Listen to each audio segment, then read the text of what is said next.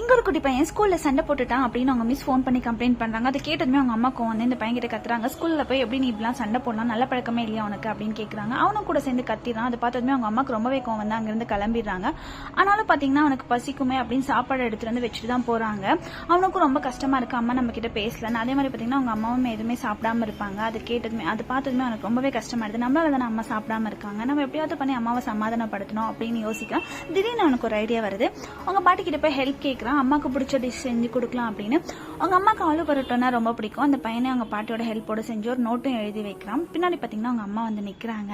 And அவங்க அம்மாவை கட்டி பிடிச்சி ஐம் சோ சாரிமா அப்படின்னு சொல்றான். அந்த நோட்ல ஏதோ எழுதியிருக்கான். என்னன்னு எடுத்து பார்த்தா, நான் சோகமா இருக்கும்போதுலாம் எனக்கு பிடிச்ச சாப்பாடை நீங்க செய்வீங்க, இப்ப நீங்க சோகமா இருக்கீங்க, அதனால நான் உங்களுக்கு பிடிச்ச சாப்பாடை செஞ்சிருக்கேன், தயவு செஞ்சு இதை சாப்பிடுங்கம்மா, என்ன மன்னிச்சிடுங்க, இனிமே நான் குட் பாயா இருப்பேன் அப்படின்னு சொல்றான். அவங்க அம்மாக்கு அது படிச்சதுமே ரொம்பவே கஷ்டமாயிடுது.